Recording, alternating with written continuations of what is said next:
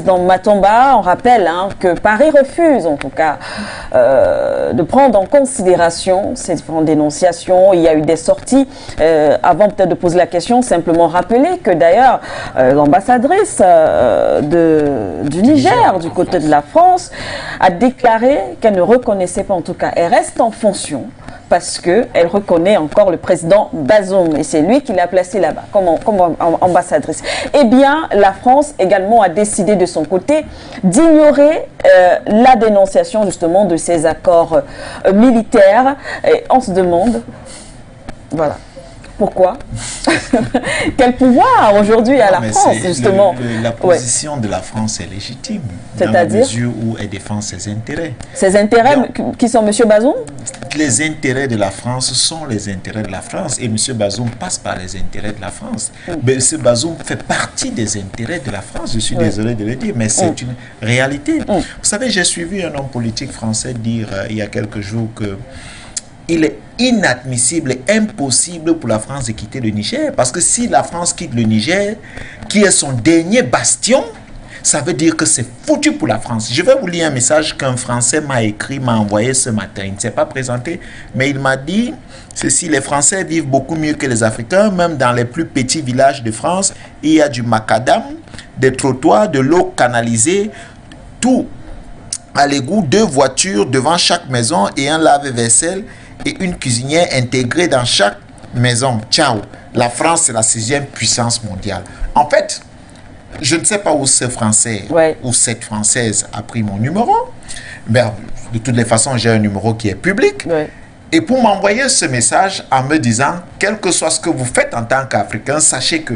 Mais c'est simple. Aujourd'hui, les Africains demandent donc aux Français de rester chez eux. Pourquoi donc s'obliger, c'est-à-dire tout faire pour rester en Afrique? Est-ce que vous avez souvenance d'une base militaire africaine ou d'un pays africain qui se trouverait en France depuis les années d'indépendance, ou alors qui serait aujourd'hui en France et prêt à aider soit les Africains qui y résident ou encore défendre les intérêts des Français? La réponse est non. Il n'en existe pas. Pourquoi la France peut admettre que Mahamat Déby est président, les accords qu'il signe, les décisions qu'il prend sont des décisions légitimes et elle n'admet pas que ceux du Niger, les décisions qu'ils prennent sont des décisions légitimes? Pourquoi elle n'admet pas cela? Donc il y a autant de questions que nous pouvons nous poser. Du moins, ce n'est pas des questions, c'est des constats. Aujourd'hui, il est clair que lorsque vous parcourez ces pays, Madame Siké, je ne sais pas si vous avez déjà fait le Niger, mais lorsque vous allez au Niger, vous avez l'impression que ce sont des pays complètement abandonnés.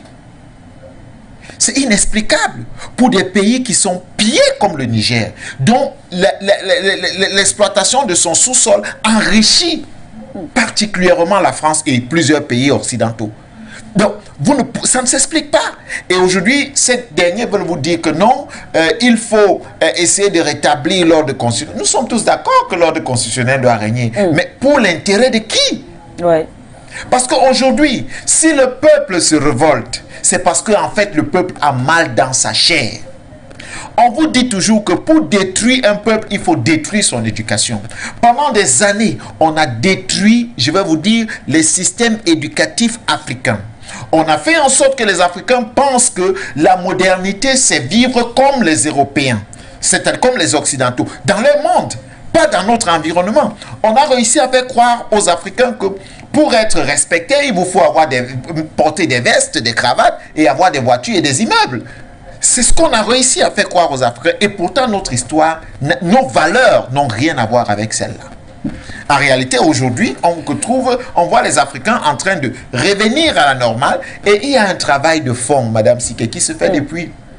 C'est qu'aujourd'hui, de plus en plus, vous avez des médias qui éduquent les populations, qui font un travail pédagogique. Parce que ce que vous faites là, ne négligez pas ce que vous faites. Ce sont des millions d'Africains et des personnes dans le monde qui vous écoutent. Et ces personnes, aujourd'hui, d'une façon ou d'une autre, prennent le courage de dire non à certaines pratiques. C'est un travail pédagogique que vous faites. Pour preuve, aujourd'hui, les révolutions dans la plupart des pays, ou alors les mouvements de palais, sont considérés maintenant comme des révolutions populaires. Parce que le peuple aujourd'hui n'est plus prêt à accepter qu'on l'appauvrisse au nom du fait qu'il existe des accords qui ont été signés pendant les périodes d'indépendance. Donc, vous voyez que quand le peuple se lève, aujourd'hui on ne demande pas au peuple de se lever. Le peuple se lève pourquoi? Parce qu'il a mal dans sa chair. Le peuple se lève pourquoi? Parce que ses conditions de vie ne se justifient pas. Et ce qu'on oublie, c'est que c'est ce même peuple-là, ce même peuple, ces mêmes populations ont l'occasion d'aller en France. Comme le disaient ces Français, même dans les plus petits villages, ils constatent que, ah tiens, mais ils nous prennent ceci chez nous. Nous n'avons même pas de route. Nous n'avons pas d'eau canalisée. Nous n'avons pas une bonne connexion Internet, même si, bon, et autres. Nous n'avons pas ceci, nous n'avons pas cela. Mais chez eux, quand même. Vous voyez? Donc, et pourquoi est-ce qu'ils sont là? Et vous allez vous rendre compte que la plupart de ces dirigeants ont été tout simplement des produits français, qui refusent de comprendre l'histoire et qui refusent de travailler pour leur population parce qu'en réalité, ils bénéficient de certains privilèges et ils bénéficient du fait de leur position au pouvoir, du soutien, n'est-ce pas, de ces derniers, de la France. Donc aujourd'hui, vous pouvez comprendre que c'est justifier les positions, n'est-ce pas, du peuple nigérien. Je vous relance à propos. Et les sanctions, Madame Siké, pourquoi est-ce que ces dirigeants commence par la sanction médiatique? Parce que c'est là le canal le plus important par lequel on véhicule les messages, on intoxique la population, on manipule la population pour que la population n'ait pas la bonne information et pour qu'elle n'agisse pas comme elle doit. On y reviendra dans l'autre tour de table, mais je vous relance à propos justement de ces accords, du moins pour peut-être présenter une autre curiosité, parce qu'on sait que le Niger aujourd'hui fait face à de sérieux problèmes de terrorisme, si on peut le dire comme ça, d'attaque. Et effectivement, ce fut le cas avec le Burkina Faso, le Mali, où justement ces pays ont signé de véritables accords, plus ou moins militaires, avec bien sûr la France, mais des accords militaires qui aujourd'hui ne permettent pas à ces pays de vivre sereinement, du moins que la sécurité soit... voilà. Madame Siké, il faut que vous reteniez une chose. La plupart des pays africains ont reçu pour imposition le terrorisme. C'est-à-dire qu'on a amené la plupart des pays africains de s'occuper uniquement des problèmes sécuritaires.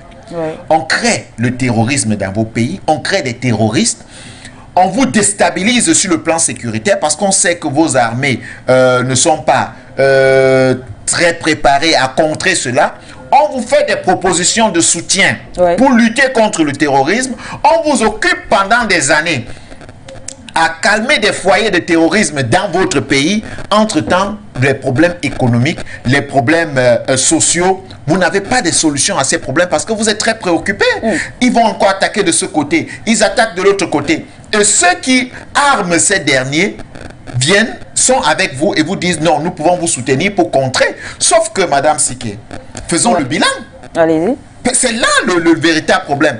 En faisant le bilan, vous allez vous rendre compte que la coopération militaire, pendant 10 ans, pendant 20 ans, qu'est-ce qu'elle a apporté? Est-ce qu'elle a réussi à contrer le terrorisme? La réponse est non. Avec la présence justement étrangère. La réponse c'est non. Donc aujourd'hui, les citoyens ou alors les militaires nigériens comme les autres disent nous allons lutter nous-mêmes contre le terrorisme qui existe sur notre terrain. Mais vous dites que non, vous ne partez pas. Vous devez les aider par la force. Comment ça? Vous êtes là depuis plusieurs années, vous ne parvenez pas n'est-ce pas, à résoudre le problème du terrorisme. Et aujourd'hui, quand on vous demande de partir et qu'ils vont résoudre eux-mêmes ce problème, vous dites non, nous allons continuer à vous aider. Mais les Nigériens, les militaires africains aujourd'hui n'ont plus besoin véritablement de soutien d'une force étrangère, particulièrement occidentale, pour résoudre ces problèmes sécuritaires. Parce qu'aujourd'hui, elle a trouvé des véritables créneaux et des moyens pour se débarrasser de tous ceux-là qui sont considérés comme des terroristes. Donc on a longtemps occupé, retenez ceci, longtemps on a occupé, et c'est d'ailleurs une préoccupation, c'est une stratégie. Il faut occuper les Africains dans des problèmes de sécurité. Ainsi, ils n'auront pas de solutions pour des problèmes économiques et sociaux. Et voilà qu'aujourd'hui, l'Afrique doit se réveiller et résoudre ces problèmes. Docteur Yabdiba, voici ce que dit la diplomatie française. N'oubliez surtout pas de vous abonner et d'activer la cloche de notification pour ne rater aucune de nos prochaines vidéos.